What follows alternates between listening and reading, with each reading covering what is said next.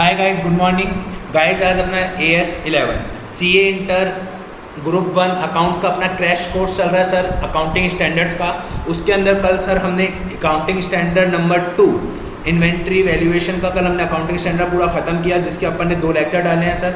एक लेक्चर में कॉन्सेप्ट है और दूसरे लेक्चर में सर अपन ने सारे practical question from ICAI study material, RTP, MTP, PYQ सारा कवर किया। आई थिंक आपने सर वो वीडियो देख ली होगी। आज जो हम चालू करेंगे वो करेंगे सर हम AS11, जिसका नाम है सर फॉरेन एक्सचेंज। AS11 का क्या नाम है सर? AS11 का नाम है फॉरेन एक्सचेंज। क्या नाम है सर? फॉरेन एक्सचेंज का क्या ट्रीटमेंट होता है?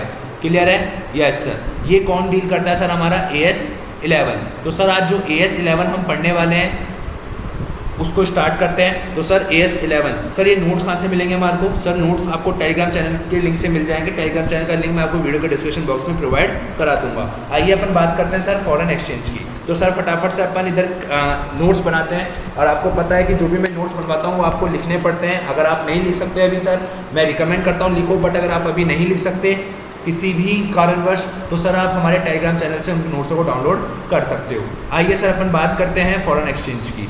ठीक है सर? यस। फॉरेन एक्सचेंज में सर सबसे पहले आपके जो दिक्कत आती है उसे कहते हैं अपन इनिशियल रिकग्निशन। कौन सा सर? इनिशियल,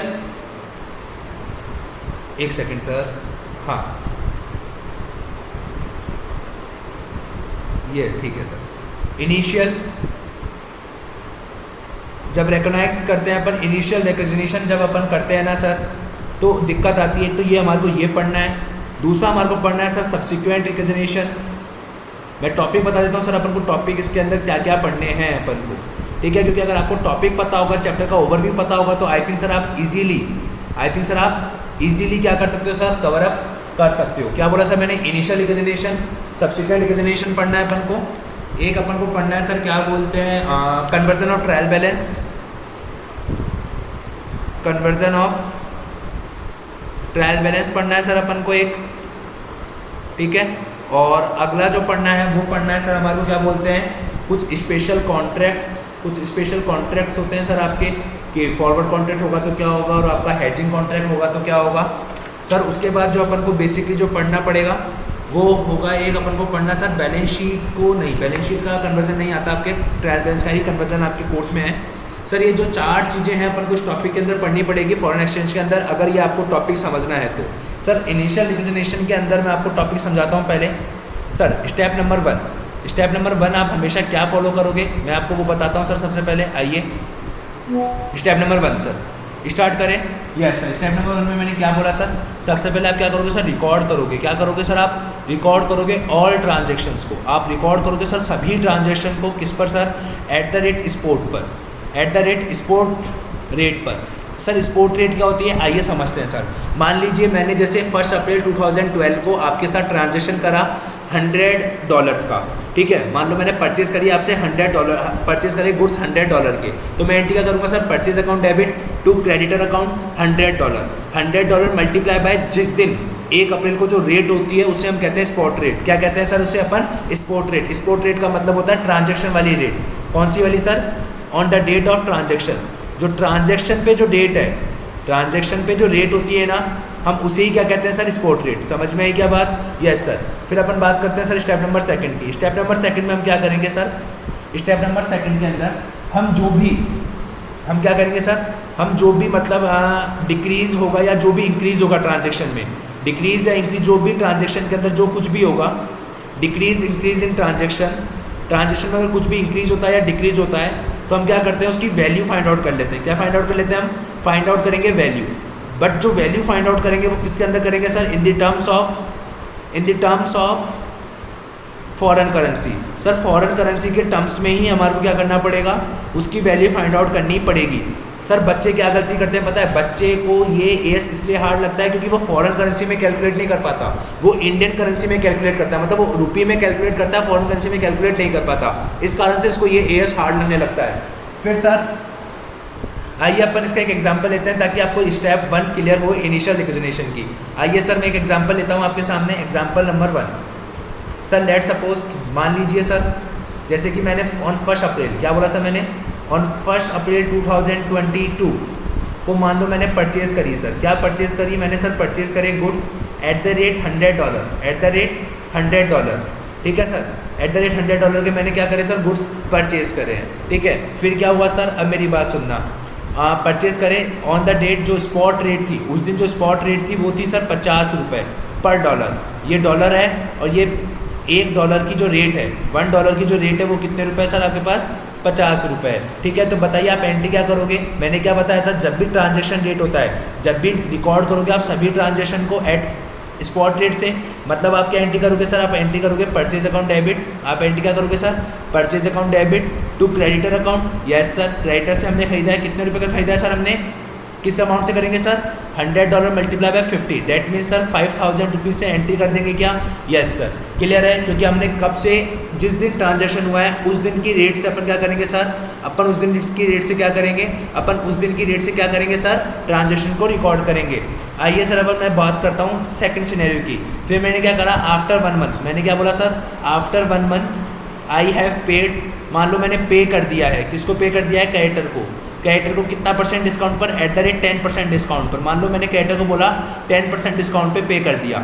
अब पता है बच्चे क्या करते हैं सर, अब मैं आपको बताता हूँ जनरली बच्चों की गलती कहाँ होती है, ताकि वो इस एज में घूम जाते हैं। वो 10% डिस्काउंट पे करा तो एंट्री क्या करोगे सर, एंट्री तो आपको आती है, एंट्री तो सर आपने जनरल एंट्री तो आपको आती है, जनरल एंट्री में तो आप माहिर हो, जनरल एंट्री में तो आपको कोई रोक ही नहीं सकता, creditor account debit to bank account और टू डिस्काउंट रिसीव्ड अकाउंट, यही एंट्री करते हैं अपन, यस सर यही एंट्री करते हैं। अब पता है बच्चे क्या करते हैं सर, जो ये 10% का डिस्काउंट है ना, ये जो 10% का डिस्काउंट है उसको क्या करते हैं, वो इस 5000 पे कैलकुलेट करते हैं, और 5000 पे कैलकुलेट करते हैं तो कितना रुपए लिख देते हैं यहाँ पे, वो 500 रुपये, जो कि सर एकदम क्या है, सरासर गलत है। क्यों, क्योंकि मैंने क्या कहा था, जब भी आपको डिक्रीज या इंक्रीज होगा इन द ट्रांजेक्शन में, तो आपको क्या वैल्यू निकालनी पड़ेगी, फॉरेन करेंसी के टर्म्स में आपको वैल्यू निकालनी है। किस टर्म्स में वैल्यू निकालनी है, फॉरेन करेंसी के टर्म्स में वैल्यू निकालनी है। तो लेट सपोज मान लीजिए इस दिन जो आपकी स्पॉट रेट थी, वो उस दिन स्पॉट रेट थी $1 इक्वल्स टू ₹40, ठीक है, आपका डॉलर की वैल्यू कम हो गई थी, ठीक है। आइए सुनिए सर, अब देखिए 10% डिस्काउंट पे पेमेंट कर दिया, हमारे पास क्रेडिटर कितने के थे, $100 के थे, उनका 10% कितना होता है सर, $10। समझ में आया क्या, लॉजिक क्लियर हुआ क्या, समझ में आया नहीं आया, यस सर समझ में आ गया। मतलब जो $10 थे, मतलब सर कहने का मतलब ये हो गया कि जो $10 था उसका मुझे डिस्काउंट रिसीव हो गया, उसका क्या मिल गया, मुझे डिस्काउंट मिल गया, उसका क्या मिल गया सर, मुझे डिस्काउंट मिल गया, ठीक है। अब डिस्काउंट को सर किससे चेंज करूँगा, मुझे तो रुपये में एंट्री करनी है, तो 10 जो है उसको मैं किससे मल्टीप्लाई करूँगा सर, ₹40 से, क्योंकि उस दिन की स्पॉट रेट कितनी है 40, तो कितना रुपये आ गया सर, ₹400। समझ में आया या नहीं आया, बताइए सर, लॉजिक क्लियर हुआ या नहीं हुआ, यस सर। और मेरे पास क्रेडिटर कितने के थे सर, $100 के, कितने रुपए से थे, ₹50 से थे, तो कितना हो गया 5000। सर आप इसको क्यों नहीं बदले सर, क्रेडिटर तो देखो ना आपके पास ₹5000 के थे, क्रेडिटर तो हमने $5000 के तो रिकॉर्ड कर रखे थे $5000 के। समझ में आ रही है बात, मैं क्या बोल रहा हूँ सर, कहने का मतलब है जब भी सर इंक्रीज डिक्रीज आप चेंज करोगे, जब भी आपका इनकम या एक्सपेंडिचर जब भी आप कैलकुलेट करोगे, तो वो आप किस वैल्यू में करोगे सर, डॉलर की टर्म्स में निकालोगे। जो भी इनकम और एक्सपेंडिचर है वो आप किस टर्म्स में निकालोगे, डॉलर की टर्म्स में निकालोगे। समझ में आया नहीं आया। आफ्टर 1 मंथ, 1 महीने बाद मैंने क्रेडिटर को 10% डिस्काउंट पे करा, 5000 थे, मतलब मैंने सर कितने रुपये पे करे सर, मैंने एक तरीके से कितने रुपये पे करे, $90 पे करे, यस सर। $90 मतलब सर ₹1 का उस टाइम क्या भाव था, ₹40 था, मैं कह सकता हूँ ₹3600 मैंने पे करे, यस सर। कितने रुपए पे करे सर, मैंने 3600 पे करे, ठीक है, समझ में आया क्या, यस सर। अब बोलोगे सर ये तो जनरल एंट्री पूरी नहीं हुई, आपके डेबिट में आ रहा है 5000 और आपके क्रेडिटर में आ रहा है 4000, क्रेडिट में आ रहा है 4000, तो सर हम क्या कहेंगे, हम कहेंगे कि सर ये जो फॉरेन जो गेन हुआ है हमारे को, फॉरेन एक्सचेंज से जो गेन हुआ है, फॉरेन एक्सचेंज का जो गेन हुआ है उसको क्रेडिट कर देंगे कितने रुपए से सर, ₹1000 से। बताइए सर क्या समझ में आया या नहीं आया, बताइए सर, लॉजिक क्लियर हुआ इस क्वेश्चन का, समझ में आया आपको कहने का मतलब। सर कहने का मतलब ये था कि सर आपको क्या करना है, आपको जिस दिन ट्रांजेक्शन हो रहा है उस दिन की ट्रांजेक्शन की जो वैल्यू है उस दिन से आपको रिकॉर्ड करना है purchase account debit to creditor account 5000। लेकिन जब मैं 1 महीने बाद पेमेंट कर रहा हूँ, मैंने पेमेंट करा 10% डिस्काउंट पर, 10% डिस्काउंट मतलब सर $100 का था क्रेडिटर, अब मैं उसको $10 का मैंने उसको डिस्काउंट दे दिया, मतलब मैं $10 का पेमेंट कम करूँगा। $10 का सर जो उस दिन जो रेट चल रही है वो ₹40 है, मतलब ₹400 का डिस्काउंट हो गया, जो मेरा फ़ायदा हो गया। मैंने उसको कितने का पेमेंट करा, $90 का। $90 की रेट कितनी उस दिन रेट क्या है सर, ₹40, तो मैंने 3600 का पेमेंट करा, और जबकि मेरे पास टोटल क्रेडिटर कितने रुपए से कम हुए हैं, ₹5000 से कम हुए हैं। समझ में आई बात, यस सर। मैं मान के चलता हूँ फुल सेटलमेंट है, क्या है सर, इन फुल सेटलमेंट कर रहा हूँ मैं, ऐसा नहीं कि आधा अधूरा सेटलमेंट कर रहा हूँ, मैं फुल सेटलमेंट कर रहा हूँ। समझ में आई क्या बात? तो मेरे पास 1000 रुपये का क्या आ गया सर? Foreign exchange gain. समझ में आई या नहीं आई बात? लॉजिक क्लियर हुआ? समझ में आया? आइए सर मैं आपको एक और एग्जाम्पल देता हूँ ताकि आपको और चीज़ क्लियर हो। क्लियर हुआ क्या? समझ में आया? यस सर क्लियर है। आओ सर एक और एग्जाम्पल देता हूँ। एग्जाम्पल नंबर 2, एग्जाम्पल नंबर 2, मान लीजिए सर ऑन 1 अप्रैल 2022 को, ऑन 1 अप्रैल 2022 को आपने सेल करी। आपने सेल करी कितने की सर? $10,000 की, और उस दिन $1 का जो भाव था वो था सर 40 रुपये। ठीक है, अब एक बार बताओ सर फिर क्या हुआ? बताओ सर एंट्री क्या होगी? एंट्री करोगे सर आप debtor account debit. Sir entry में दिक्कत नहीं है, आपको दिक्कत आएगी अमाउंट डालने में। Debtor account debit to sale account. अब सर आपने $1000 का सेल करा है इंटू 40, मतलब सर मैं कह सकता हूँ 40,000 रुपये से मैं बुक करूँगा मेरी सेल को। समझ में आया नहीं आया? लॉजिक क्लियर हुआ क्या? यस सर 40,000 रुपये से बुक करूँगा। हाँ सर। अब क्या हुआ सर? आफ्टर 1 मंथ, क्या हुआ सर? आफ्टर 1 मंथ डेटर से जो रियलाइज्ड हुआ, मतलब सर डेटर ने कितना रुपए पे करा sir? Debtor paid at the rate 90% in their full settlement. उसने क्या करा सर? अपने फुल सेटलमेंट में कितना रुपया पे करा? उसने अपने फुल सेटलमेंट में कितना रुपये पे करा? उसने 90% पे करा। अब मेरी बात सुनना सर, एंट्री क्या करेंगे अपन सर? एंट्री करेंगे सर बैंक अकाउंट डेबिट, पैसा आ रहा है। ठीक है सर, फुल सेटलमेंट में आपको 90% मिल रहा है, मतलब सर आपको डिस्काउंट दे दिया, डिस्काउंट अकाउंट डेबिट। क्लियर हो गया? Yes sir. To debtor account. I think sir आपको एंट्री में कोई दिक्कत नहीं होगी, आपको एंट्रियाँ आती होगी, लेकिन सर अब सुनना, अब अमाउंट सुनना सर 90% ही पैसा मिल रहा है, मतलब मेरे को मिल रहा है एक तरीके से $900। मुझे एक $100 का क्या हो रहा है? डिस्काउंट दे रहा हूँ, और $1000 मेरे हिसाब से मेरा यहाँ आ रहा है। समझ में आई या नहीं आई बात? समझ में आई या नहीं आई? समझ में आई या नहीं आई? Yes sir. और उस दिन जो स्पॉट रेट थी वो थी $1 की। कितनी सर? $1 था 50 रुपये का। कितने रुपए का था सर? 50 रुपये का था। तो मतलब मुझे कितने रुपए मिले सर? मुझे मिले 45,000 रुपये। इंटू 50 करूँगा तो मुझे मिले सर 5,000 रुपये का डिस्काउंट रिसीव्ड हुआ। ये मेरे पास कितने रुपए के थे सर? ये मेरे पास 40 का था, तो एक तरीके से मेरे को 40,000 डेटर कितने के गया सर? 40,000 का। समझ में आया क्या? क्योंकि सर जो डेटर होता है वो तो हमारी असेट है ना, असेट तो हमारी ओपनिंग बैलेंस से आएगी 40 रुपये के डॉलर से। समझ में आ रही है क्या बात? सर इनकम और एक्सपेंडिचर निकालते समय आपको क्या करना है सर? वैल्यू निकालनी किसके अंदर? फॉरेन करेंसी के अंदर। समझ में आ रहा है? आई थिंक आपको लॉजिक क्लियर हो रहा है क्या? ऐसे क्योंकि डेटर तो आपके 40,000 रुपये के तो थे, तो डेटर तो हम 40,000 रुपये से बुक करेंगे। समझ में आई क्या बात? लॉजिक क्लियर हुआ क्या?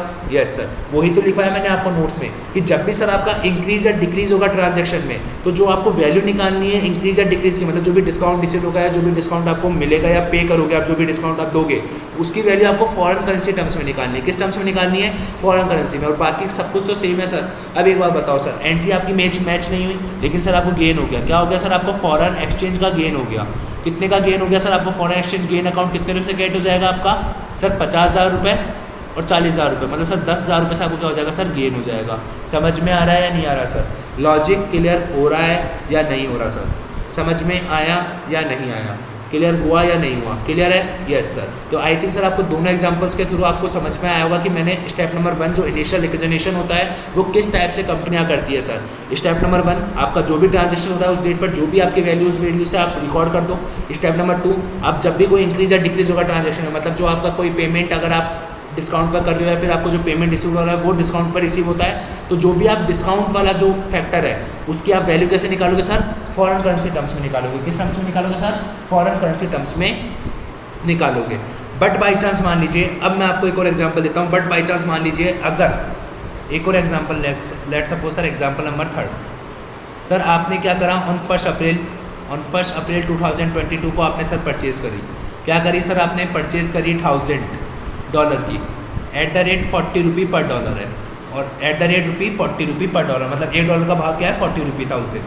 सर ऑन 31 मार्च 2023 को क्या हुआ सर? बैलेंस शीट डेट आ गई। जिस दिन मैंने क्या करा होगा सर? मेरे बैलेंस शीट डेट आ गई, तो मतलब मेरा बैलेंस शीट बनाई होगी। Yes sir. फिर मैंने क्या बोला सर? मेरे पास 15 अप्रैल 2023 को मैंने क्या बोला? मैंने बोला क्रेडिटर ने पे करा। क्रेडिटर को अपन पे करते हैं सर कितने रुपए पे? एट द रेट 10% डिस्काउंट पर पे करते हैं। मान लो अब क्या होता है इस क्वेश्चन में, यहाँ पे जो स्पॉट रेट है वो है सर आपकी 45, और यहाँ पे जो स्पॉट रेट है वो है सर आपकी 50। तो बताओ सर अब क्या होता। आइए अपन अब इसकी बात कर लेते हैं सर। देखो अब मैं आपको इसके अंदर मैंने क्या एक्स्ट्रा डाला, इसके अंदर मैंने डाला आपको क्या, बैलेंस शीट डेट, मतलब अब आपका ईयर एंड हो चुका है। अभी तक के दोनों एग्जाम्पल्स में ईयर एंड नहीं हुआ था, अभी तक के दोनों एग्जाम्पल्स जो अभी मैंने आपको करवाए थे उसमें ईयर एंड नहीं हुआ था। अब ईयर एंड हो चुका है, उसके बाद पेमेंट होता है। तो आइए देखिए सर, आपको पता है सर ऑन 1 अप्रैल को, तो आपको ही पता है सर अपन क्या एंट्री करेंगे। ऑन 1 अप्रैल को एंट्री करेंगे sir purchase account debit to creditor account. कितने रुपए से परचेज की एंट्री डालेंगे sir, $1000 multiply by 40, date means sir 40,000 रुपये से एंट्री डालेंगे, या सर 40,000 रुपये से एंट्री डालेंगे। कितने रुपये से एंट्री डालेंगे, 40,000 रुपये से। लेकिन सर ऑन 31 मार्च, उसके बाद 31 मार्च 2023 आएगा, उस दिन आप क्या करोगे सर, उस दिन आप क्या एंट्री डालोगे, उस दिन आप क्या एंट्री डालोगे सर, आपकी बैलेंस शीट डेट पर 50 रुपये हो गया सर। अब एक बार बताओ सर, बैलेंस शीट डेट 50 रुपये पर दिख रही है, मतलब सर एक तरीके से इसे कहते हैं अपन सब्सिक्वेंट रिकग्निशन। क्या कहते हैं सर, सब्सिक्वेंट का, सब्सिक्वेंट रिकग्नाइज जब अपन करते हैं, जब सब्सिक्वेंट अपन रिकग्नाइज करते हैं तो यही होता है balance sheet date. Subsequent recognition का मतलब होता है बैलेंस शीट डेट पर आप वापस क्या करते हो, रीवैल्यू करते हो। किनको, अपनी असेट और लायबिलिटीज़ को। सर असेट एंड लायबिलिटीज़ की जगह मैं ऐसे कह सकता हूँ ओनली मॉनेटरी आइटम्स को। किसको सर, ओनली मॉनेटरी आइटम्स को अपन क्या करते हैं सर, अपने मॉनेटरी जो आइटम्स होते हैं अपन उन्हीं क्या करते हैं, क्या करते हैं सर, हमने हम सब्सिक्वेंट रिकॉग्नाइज करते हैं। अब सर मॉनेटरी आइटम क्या होते हैं क्या नहीं होते अभी अपन सीखते हैं, बट अभी अपन इस एग्जाम्पल के कॉन्टेस्ट में, इस एग्जाम्पल के अगर अपन कॉन्टेस्ट की बात करें, इस एग्जाम्पल के अगर अपन कॉन्टेस्ट की बात करें तो आइए देखो क्या होता है। सुनिए सर, क्या करेंगे, purchase account debit to creditor 40,000 और 31 मार्च को बैलेंस शीट पर कितना है, 50 है, मतलब हमारा क्रेडिटर, सर हमारा क्रेडिटर कितने का था, $1000 का था। कितने रुपए से था, 40 रुपये से, जिस दिन मैंने परचेज करा।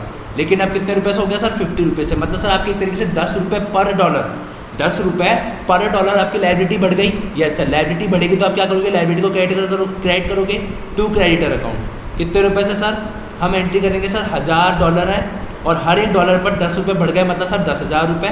और ये हमारा लॉस है, हम इसे डालेंगे सर फॉरेन एक्सचेंज लॉस। क्या डालेंगे सर हम इसे, foreign exchange loss account debit to creditor account. कितने रुपए सर, 10,000 रुपये, 10,000 रुपये। बताओ सर समझ में आया या नहीं आया, लॉजिक क्लियर हुआ।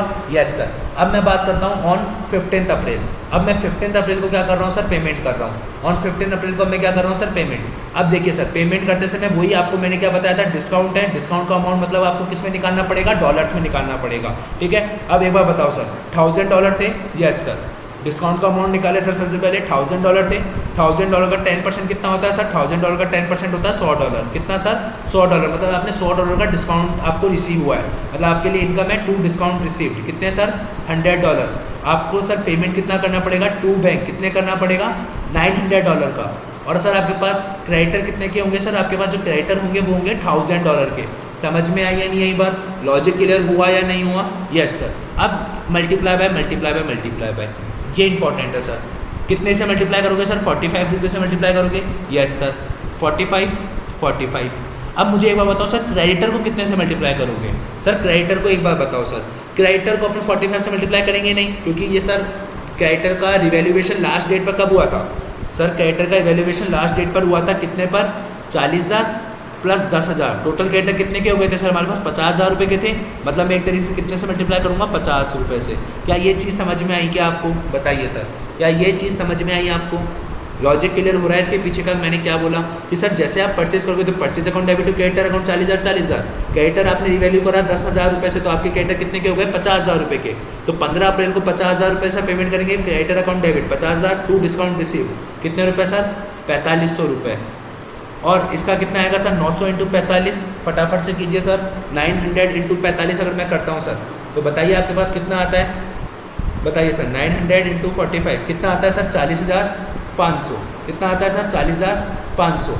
अब भी आपकी एंट्री बराबर नहीं हो रही, तो हम इसे कहते हैं सर आपका फॉरेन गेन। क्या कहते हैं सर, फॉरेन गेन। कितने रुपये का गेन हो रहा है सर हमारे को, जोड़िए सर, कितने रुपये का गेन हो रहा है हमारे को सर, 5,000 रुपये का गेन हो रहा है। और ये 5,000 रुपये का गेन आपको क्या हो जाएगा सर, बैलेंसिंग फिगर। बताइए सर, क्या आपको समझ में आया कि अगर बीच में आपकी बैलेंस शीट डेट आ जाती है, मतलब बीच में आपका सब्सिक्वेंट रिकग्निशन आ जाता है, तो आप कैसे फॉलो करते हो। अभी तक के जो मैंने 2 एग्जाम्पल लिए थे ना सर, उसके अंदर सब्सिक्वेंट रिकग्निशन नहीं था।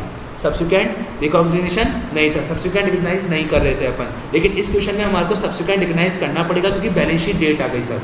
बैलेंस शीट डेट पर हमारे को सब्सिक्वेंट रिकॉग्नाइज करना पड़ेगा। जब अपन सब्सिक्वेंट रिकॉग्नाइज करेंगे तो सर सिंपल सी बात है, फिर आपको ये वाली एक एक्स्ट्रा एंट्री पास करनी पड़ेगी, ये एंट्री आपको एक्स्ट्रा पास करनी पड़ेगी। तो समझ में आया क्या? Yes sir. तो आइए अब अपन बात कर सकते हैं क्या सर सब्सिक्वेंट रिकॉग्निशन की? यस सर, सब्सिक्वेंट रिकॉग्निशन की बात करें। हाँ सर, आइए बात करते हैं सब्सिक्वेंट रिकॉग्निशन की। ठीक है सर, आइए सब्सिक्वेंट रिकॉग्निशन बात करें। यस सर, क्या ये दोनों एग्जांपल सर आपको समझ में आए क्या? हाँ सर, दोनों आपको समझ में आ गए होंगे। आइए सर अपन बात करते हैं सब्सिक्वेंट रिकॉग्निशन में। मैं बात करूँगा, क्या बोला मैंने, इसका मतलब होता है बैलेंस शीट डेट। क्या होता है सर कि जब आप बैलेंस शीट डेट पर आइटम को रिकॉग्नाइज करते हो तो उसे हम कहते हैं सब्सिक्वेंट रिकॉग्नाइजेशन। अब इसके अंदर क्या होता है सर, ओनली कौन से आइटम्स को सब्सिक्वेंट रिकॉग्नाइज किया जाता है? ओनली मॉनेटरी आइटम्स को। कौन से आइटम्स को सर? ओनली मॉनेटरी आइटम्स को क्या किया जाएगा सर? विल बी रिकॉग्नाइज किया जाएगा, विल बी रिकॉग्नाइज किया जाएगा सर। कौन से आइटम्स को? ओनली मॉनेटरी आइटम्स को। ठीक है, क्या यूज़ करते हुए? बाय यूजिंग करते हुए क्लोजिंग रेट। बाय यूजिंग करते हुए सर कौन सा रेट? क्लोजिंग रेट को यूज़ करते हुए। क्या अभी सर अपन ने जो क्रेडिटर का वैल्यू किया था सर, जो अभी अपन ने जो क्रेडिटर का वैल्यू किया था, क्या वो ऐसे ही किया था? हाँ सर, देखिए आपने अभी जो क्रेडिटर का वैल्यू किया था, इस क्रेडिटर का आपने क्या किया था? रिवैल्यू किया था। तो आपने क्लोजिंग रेट ही यूज़ करी थी 50 रुपये जो चल रही थी। हाँ सर, समझ में आई है नहीं यही बात? Yes sir. तो आप क्या करोगे सर, मैंने बोला ओनली मॉनेटरी आइटम्स को ही क्या किया जाएगा? रिकॉग्नाइज किया जाएगा। किस वैल्यू पर? क्लोजिंग रेट पर। ठीक है, लेकिन सर कुछ आइटम्स होते हैं, बट सर आपको याद रखना पड़ेगा। क्या याद रखना पड़ेगा? But following items are not, following items are not monetary item, are not monetary item. मतलब ये मॉनेटरी आइटम नहीं है। अगर सर ये मॉनेटरी आइटम नहीं है, मतलब सर अगर ये मॉनेटरी आइटम नहीं है तो इसका क्या सब्सिक्वेंट रिकॉग्निशन नहीं होगा? हाँ सर, नहीं होगा। मतलब सब्सिक्वेंट रिकॉग्नाइज करना है अगर आपको, सब्सिक्वेंट रिकॉग्नाइज करना है अगर आपको, तो first of all we have to see that whether this is monetary item और not. If it is monetary item, then I will do. Otherwise, we will ignore them. Clear हुआ क्या? Yes sir. समझ में आई बात? मतलब हमारे को क्या करना पड़ेगा सर, मॉनेटरी आइटम है या नहीं है वो चेक करना पड़ेगा। अब सर मॉनेटरी आइटम कौन कौन से नहीं होते? देखिए सर, आपका एक तो प्रीपेड एक्सपेंडिचर मॉनेटरी आइटम नहीं होता। सबका रीजनिंग दूंगा सर, कोई टेंशन वाली बात नहीं है। आपको मॉनेटरी आइटम का मतलब भी लिखाऊंगा। दूसरा सर एडवांस टू कस्टमर, अगर आपने कस्टमर को एडवांस दे रखा है या फिर फ्रॉम कस्टमर या फिर आपने एडवांस कस्टमर से ले रखा है तो भी सर कोई फ़र्क नहीं पड़ेगा। सी सर ऐसे एडवांस टू लेंडर, या आपने लेंडर को एडवांस दे रखा है या फिर उससे ले रखा है तो भी कोई फ़र्क नहीं पड़ेगा। समझ में आई बात? Point number D sir investment इन शेयर्स। सर जो इन्वेस्टमेंट होते हैं शेयर्स के अंदर वो भी आपके नॉन मॉनेटरी आइटम नहीं होते हैं। ई सर आपका फिक्स असेट, क्या बोला सर मैंने? आपका फिक्स असेट, आपका जो फिक्स असेट होता है वो भी नॉन मॉनेटरी आइटम नहीं होता है। समझ में आई क्या बात? लॉजिक क्लियर हुआ क्या? Yes sir. मतलब ये आइटम्स जो होते हैं वो आपके नॉन मॉनेटरी आइटम्स होते हैं। अब sir monetary item, non monetary item कैसे पता चला आपको ये नॉन मॉनेटरी आइटम है या ये नहीं है? तो देखिए सर मैं आपको बताता हूँ। देखिए क्या लिखा हुआ है, प्रीपेड एक्सपेंडिचर।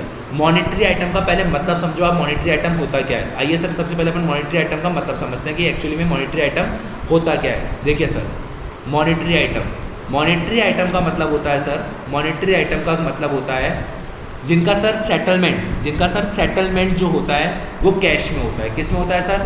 कैश में होता है या फिर कैश में होता है। ठीक है, सेटलमेंट कैश में होता है या बैंक में होता है। ठीक है, पहली चीज़। दूसरी चीज़ सर एज पर कॉन्ट्रैक्ट होता है, एज पर कॉन्ट्रैक्ट होता है। और सर फिक्स्ड होता है। क्या होता है सर? फिक्स्ड होता है कि मतलब तेरे को इतने रुपए देने पड़ेंगे, इतने रुपए देने नहीं पड़ेंगे। मतलब ये जहाँ तीनों कंडीशन फुलफिल होगी सर उसे ही हम क्या कहेंगे? मॉनेटरी आइटम कहते हैं। सर अब सुनना, सर सुनना, प्रीपेड एक्सपेंडिचर है सर। प्रीपेड एक्सपेंडिचर हाँ माना एज पर कॉन्ट्रैक्ट भी होता है और एज पर फिक्स्ड भी होता है, बट ये कैश में सेटल नहीं होते क्योंकि आपको इसके बदले में क्या मिलेगा? इसके बदले में आपको सर्विस मिल रही है। इस कारण से ये आपके नॉन मॉनेटरी आइटम होते हैं। क्या होते हैं ये? नॉन मॉनेटरी, मतलब ये मॉनेटरी आइटम नहीं होते। दूसरा सर एडवांस टू कस्टमर, माना एज पर कॉन्ट्रैक्ट और फिक्स्ड भी है बट लेकिन आपको कैश में सेटल नहीं होते ये, इसके बदले में आपको सर्विस मिलेगी या फिर आपको यहाँ पे सर्विस देनी पड़ेगी लेंडर वाले केस में। क्लियर है? Yes sir. Point number D sir investment इन शेयर्स, माना एज पर कॉन्ट्रैक्ट होते हैं और कैश में भी सेटल होते हैं बट सर फिक्स नहीं होता कि कितना रुपया मिलेगा। सर शेयर मार्केट कितना फ्लक्चुएट होता है आपको भी पता है, कभी निफ्टी गिर रहा है, कभी निफ्टी बढ़ रहा है, कभी सेंसेक्स गिर रहा है, कभी सेंसेक्स बढ़ रहा है। Clear. Sir fix asset, sir fix asset का कभी सेटलमेंट नहीं होता, फिक्स असेट का कभी भी सेटलमेंट नहीं होता। फिक्स असेट आप अपने बिजनेस में यूज़ करने के लिए लाते हो। समझ में आया क्या, क्लियर हुआ क्या? Yes sir. मतलब ये नॉन मॉनिटरी आइटम्स होते हैं सर जिनका क्या नहीं होता, जिनका कभी भी सब्सिक्वेंट रिकॉग्निशन नहीं होता है। क्लियर हुआ क्या, समझ में आया या नहीं आया? लॉजिक क्लियर हुआ, एकदम कॉन्सेप्ट क्लैरिटी है ना सर आपके, समझ में आ रहा है क्या? Yes sir. और इसका एग्जांपल मैंने आपको एग्जांपल नंबर 3 समझा दिया। समझ में आई क्या बात, बताइए सर। लॉजिक क्लियर हुआ क्या, समझ में आया? Yes sir. तो मैं इधर लिख देता हूँ सर, इस पर मैंने आपको एग्जांपल नंबर 3 करवाया है।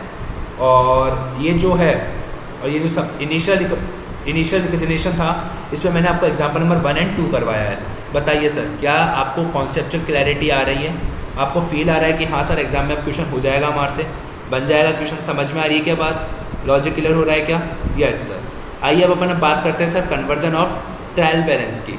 सर किसकी बात करते हैं? कन्वर्जन ऑफ ट्रायल बैलेंस की। सर अगर हमारे को ट्रायल बैलेंस बदलना होगा तो हम कैसे बदलेंगे ट्रायल बैलेंस को? तो सर सुनना, ट्रायल बैलेंस बदलने के सर आपको क्या याद रखना पड़ेगा? आपको 2 चीज़ें याद रखनी पड़ेगी सर ट्रायल बैलेंस के कन्वर्जन के लिए।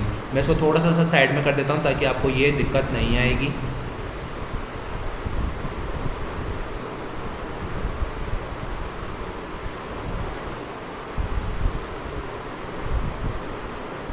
एक second sir,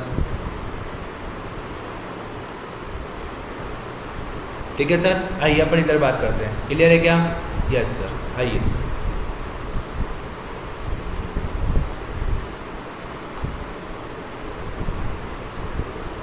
just a moment sir. आइए किसकी बात करते हैं सर अपन? अब conversion of trial balance. Sir important है ट्रायल बैलेंस का कन्वर्जन, इसको समझ लीजिएगा सर। क्या होता है सर, कभी कभार आपको ही पता होगा कि जैसे आपके क्या होता है सर, हाँ आपके जैसे क्या होता है कि सर आपकी कंपनी है, आपकी इंडियन कंपनी और आपकी कोई ब्रांच है, आपकी कोई सब्सिडी कंपनी है जो कि कहाँ पर है सर? आपके फॉरेन में है। कहाँ पे है सर? इंडिया में नहीं है, फॉरेन में है। तो सर वो भी अपना ट्रायल बैलेंस बनाती होगी और आप भी अपना ट्रायल बैलेंस बनाते होंगे। आप अपना ट्रायल बैलेंस रुपीज़ में बनाते होंगे और वो अपना ट्रायल बैलेंस किस में बनाती होगी सर? किस में बनाती होगी? फॉरेन करेंसी में बनाती होगी, मतलब डॉलर में या फिर पाउंड में या फिर येन में, एज द केस में भी, जहाँ भी उसकी करेंसी जो भी चलती होगी लोकल करेंसी के अकॉर्डिंग। Yes sir. तो सर आप जब अपनी ट्रायल बैलेंस को, जब फॉरेन कंपनी का जो ट्रायल बैलेंस आता है, जो आपकी फॉरेन सब्सिडी का ट्रायल बैलेंस आता है, जो आपकी फॉरेन ब्रांच का जो ट्रायल बैलेंस आता है, जब आप उसको कन्वर्ट करते हो, आप क्या करते हो सर? रुपीज़ में कन्वर्ट करते होंगे, क्योंकि आपको क्या बनाना पड़ेगा? एज पर सेक्शन 129 आपको कंसोलिडेटेड फाइनेंशियल स्टेटमेंट बनाने पड़ेंगे। तो सर जब आप ट्रायल बैलेंस को जब क्या करते हो सर? कन्वर्ट करते हो, तो सर कन्वर्ट कैसे होगा, क्या नहीं होगा, अगर तो वो सारी चीज़ें कौन बताता है सर आपको?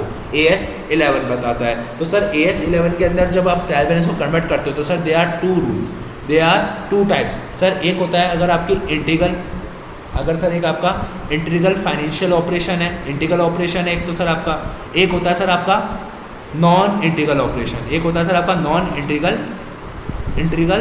ऑपरेशन।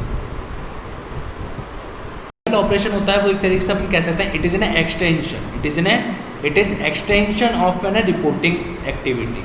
रिपोर्टिंग जो एंटिटी है उसका क्या होता है? एक एक्सटेंशन होता है। मतलब सर दोनों की जो एक्टिविटीज़ होती है वो दोनों सेम होता है, मतलब ये दोनों एक सेम लाइन ऑफ बिजनेस में क्या होते हैं सर? होते हैं। मतलब सर एक तरीके से जो इंटीग्रल ऑपरेशन होता है वो सेम वही काम करता है जो कि रिपोर्टिंग एंटिटी बताती है। मतलब इंटीग्रल ऑपरेशन खुद भी कोई डिसीजन नहीं ले सकता, जो भी वो डिसीजन लेगा वो रिपोर्टिंग एंटिटी के बेसिस पर ही लेगा। लेकिन सर जो एक नॉन इंटीग्रल ऑपरेशन होता है वो एक तरीके से क्या होता है सर? वो एक तरीके से एक सेपरेट बिजनेस ट्रीट किया जाता है। It is a separate business, एक सेपरेट बिजनेस ट्रीट किया जाता है जिसके अंदर एक तरीके से नॉन ऑपरेटिंग, जिसके अंदर सर क्या होता है कि जो आपकी जो रिपोर्टिंग एंटिटी है उसके बिजनेस को कैरी ऑन नहीं किया जाता। मतलब दोनों की जो बिजनेस एक्टिविटीज़ होती है उनके अंदर डिफरेंस होता है। समझ में आया? मतलब पहले इंटीग्रल ऑपरेशन क्या होता है सर? एक एक्सटेंशन होता है। नॉन इंटीग्रल ऑपरेशन एक एक्सटेंशन नहीं होता है, इसे एक सेपरेट बिजनेस ट्रीट किया जा सकता है। क्लियर है क्या? Yes sir. लेकिन सर हमारे को क्या पढ़ना है? हमारे एग्जाम में क्या आएगा? हमारे एग्जाम में sir conversion of trial balance आएगा। तो इसके लिए अलग रूल है, इसके लिए अलग रूल है। सर पहले दोनों के लिए मैं सेम रूल बता देता हूँ। दोनों के लिए क्या कर देता हूँ मैं सर? सेम रूल बता देता हूँ। क्या बोला सर मैंने?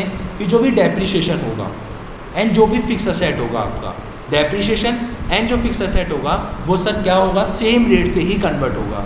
सेम रेट से मतलब सर जितना रेट से फिक्स असेट कन्वर्ट हो रहा है उसी रेट से आप अपने डेप्रिसिएशन को भी कन्वर्ट करोगे। मतलब सर जिस रेट से डेप्रिसिएशन कन्वर्ट होगा उसी रेट से जिस रेट से फिक्स असेट कन्वर्ट होगा उसी रेट से आप अपने डेप्रिसिएशन को कन्वर्ट करोगे। सर फिक्स असेट किस रेट से कन्वर्ट होता है? फिक्स असेट जो होता है, क्या बोला सर मैंने, जो फिक्स असेट होता है, क्या बोला सर मैंने, जो फिक्स असेट होता है वो कन्वर्ट होता है कब, किस रेट से sir? At the time of purchase, at the time of purchase. मतलब जब अपन परचेज करते हैं उस टाइम क्या रेट चल रही थी सर, जिस दिन अपन परचेज करते हैं उस समय क्या रेट चल रही थी, उसी रेट से अपन क्या करते हैं सर, हमारी फिक्स असेट को क्या करते हैं सर, हम कन्वर्ट कर देते हैं। समझ में आया? जिस दिन हमने परचेज करी थी फिक्स असेट को, उस दिन क्या रेट थी, उसी रेट से हम हमारी फिक्स असेट को क्या करते हैं सर, कन्वर्ट कर देते हैं। आई बात समझ में? सर इसके अपन प्रैक्टिकल क्वेश्चंस करेंगे, डोंट बी वरीड सर, हो जाएगा सर, आपसे हो जाएगा, डोंट वरी सर, ठीक है। फिर सर जो आपके एक्सपेंडिचर्स होते हैं, आप सर एक्सपेंडिचर्स को भी तो बदलोगे, तो जो एक्सपेंडिचर्स आप बदलते हो वो बदलोगे सर आप किस रेट से, एवरेज रेट से, ठीक है। फिर उसके बाद सर जो आपका ओपनिंग स्टॉक है वो किससे बदलोगे सर, अपना ओपनिंग रेट से। फिर सर जो आपका क्या बोलते हैं क्लोजिंग स्टॉक है, क्लोजिंग स्टॉक तो सर आपको पता ही है आउट ऑफ कहाँ आता है सर, आपके ट्रायल बैलेंस। तो सर गलती मत करना कहीं आप क्लोजिंग स्टॉक को भी ट्रायल बैलेंस के अंदर डालिए हो। क्लियर है क्या, समझ में आया क्या? Yes sir. अब बात करते हैं आपके नॉन इंटीग्रल ऑपरेशंस की। तो सर इसके अंदर सेम, ऑल सेम आपको सेम करना है एज IOFO। मतलब जैसे सर आपने IOFO में रूल लगाए थे, सेम IOFO वाले ही रूल लगेंगे। But sir there is one exception, but sir there is one exception. What is exception? That sir कि जो आपका फिक्स असेट होगा और आपका जो डेप्रिशिएशन होगा वो किस रेट से बदलेगा sir, at the rate closing rate से। मतलब सर कहने का मतलब ये हो गया कि जो आपका फिक्स असेट होगा वो किस रेट से बदलेगा, क्लोजिंग रेट से, और जिस रेट से आपका फिक्स असेट बदलता है उसी रेट से आपका क्या बदलेगा, डेप्रिशिएशन बदलेगा। मतलब सर कहने का मतलब है डेप्रिशिएशन किस रेट से बदलेगा, जिस रेट से आपका फिक्स असेट बदलेगा, जिस रेट से आपका फिक्स असेट बदलेगा। सर अगर IFO है तो फिक्स असेट आपका परचेजिंग रेट से बदलेगा, अगर NFIO है तो आपका फिक्स असेट क्लोजिंग रेट से बदलेगा। बस सर आपको इतना सा ध्यान रखना, उसके अलावा आपको कुछ और चीज़ याद नहीं रखनी है। क्लियर है क्या? Yes sir. उसी के साथ सर जो भी आपकी असेट्स होती है, जो भी आपकी लाइबिलिटीज़ होती है वो आपकी क्लोजिंग रेट से। समझ में आई क्या बात? Yes sir. क्लियर है क्या, समझ में आया? Yes sir. और सर इन दोनों का सर ट्रायल बैलेंस कन्वर्ट करेंगे तो डिफरेंस वाली बात है सर कि कुछ ना कुछ तो डिफरेंस आएगा। अगर एनी डिफरेंस आता है, अगर कोई भी डिफरेंस आएगा तो सर हम उसे कहाँ ट्रांसफ़र कर देंगे? एनी अगर डिफरेंस जो भी आता है उसे हम कहाँ ट्रांसफ़र कर देंगे सर, ट्रांसफ़र कर देंगे सर हम उसे कहाँ पे ट्रांसफ़र कर देंगे, टू द फॉरेन, कहाँ पे sir, foreign currency monetary item translation difference account में, ट्रांसलेशन डिफरेंस अकाउंट में। समझ में आई क्या बात? जिसे हम शॉर्ट में क्या कहते हैं, FCMITD अकाउंट। समझ में आई बात? हम इस अकाउंट में उसको क्या कर देंगे सर, ट्रांसफ़र कर देंगे। सर बाई चांस कभी हमारे को एवरेज रेट गिवन ना हो तो एवरेज रेट कैसे निकालेंगे सर, हमारी closing rate plus opening rate divide कर देंगे सर 2 से, तो हमारी क्या जाएगी, एवरेज रेट। बताओ सर क्या आपको ये कॉन्सेप्ट क्लियर है? सर ट्यूशन्स अपन क्लास में करेंगे, कल जब अपन क्लास लेंगे, कल एक को लेक्चर लेंगे AS 11 का, उसके अंदर अपन जितने भी क्वेश्चन है जैसे अपन ने AS 2 के किए थे वैसे सारे क्वेश्चन करेंगे। जिनके क्वेश्चन अभी कॉन्सेप्ट नोट्स में करवाना पॉसिबल है उनके क्वेश्चन आपको करवा देता हूँ। जो छोटे छोटे होते हैं, जो कॉन्सेप्चुअल होते हैं, ये सर एकदम बहुत ही सिंपल क्वेश्चन होता है जिसका हर बार क्वेश्चन एग्जाम में आता है। ये मोस्ट इंपॉर्टेंट पार्ट है सर जिसका आपका हर बार एग्जाम में क्वेश्चन पूछा जाता है। क्लियर है क्या, समझ में आई क्या बात? Yes sir. अब हम बात कर लेते हैं सर एक और अगले टॉपिक की, जिससे साथ ही हमारा सर ये क्या होगा, ये टॉपिक जो हमारा फिनिश हो जाएगा। आई क्या बात समझ में? लॉजिक क्लियर हुआ क्या या नहीं हुआ सर? समझ में आया या नहीं आया? Yes sir. लॉजिक क्लियर है? हाँ सर।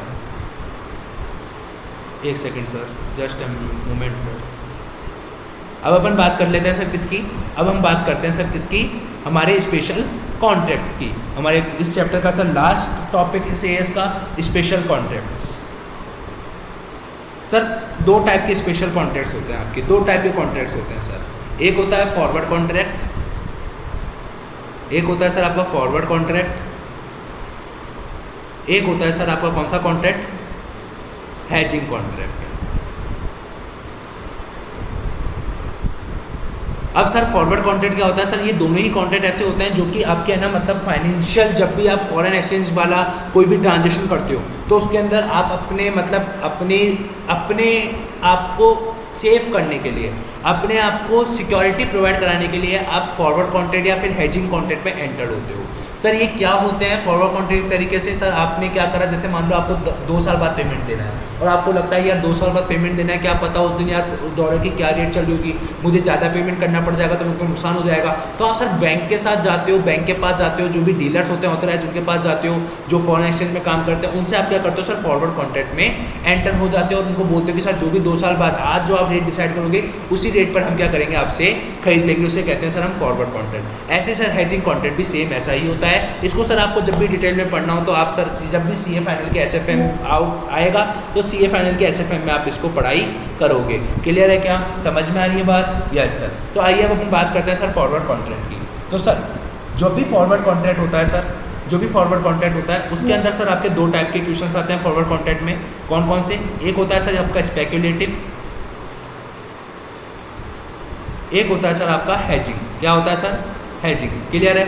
एक तरीके से सर आप इसको यहाँ पे हटा के यहाँ लिख दीजिए ताकि आपका कन्फ्यूजन नहीं रहेगा आपको। ठीक है, चाहे से आप इसको अलग ट्रीट कर सकते हो, लेकिन सर आपको अलग ट्रीट करोगे तो आपको कन्फ्यूजन रहेगा। इससे बढ़िया आप ऐसा कर सकते हो सर फॉरवर्ड कॉन्ट्रैक्ट, स्पेक्युलेटिव और हेजिंग। क्लियर है? Yes sir.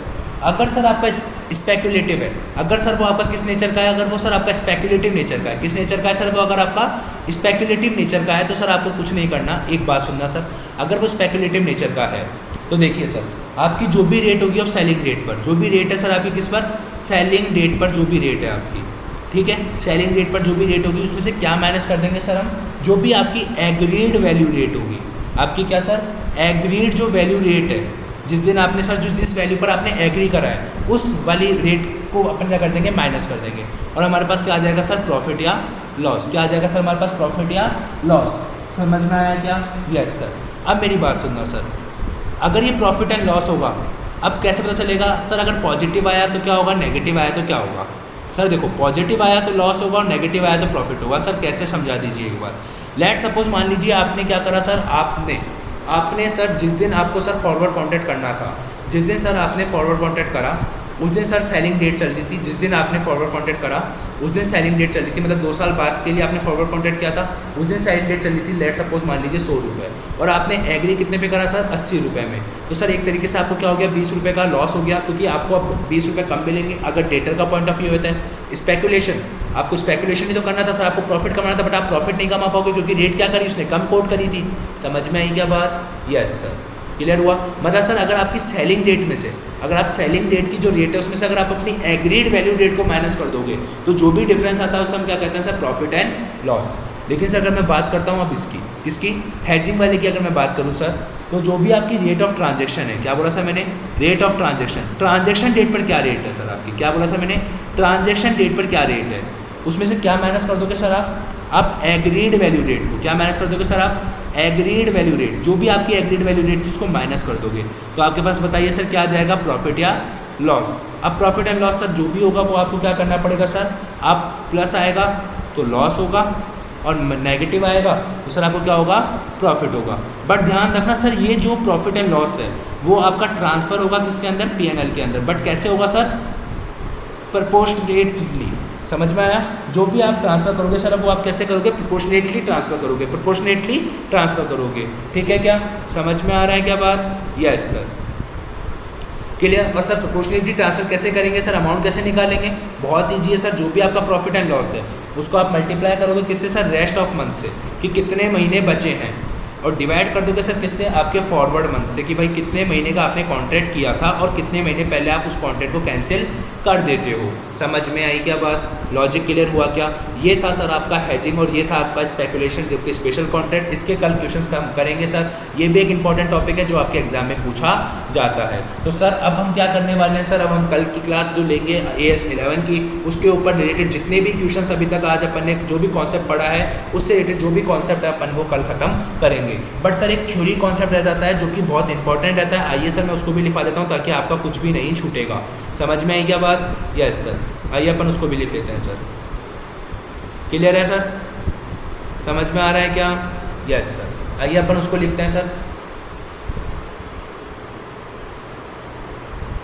एक second sir, just a minute sir.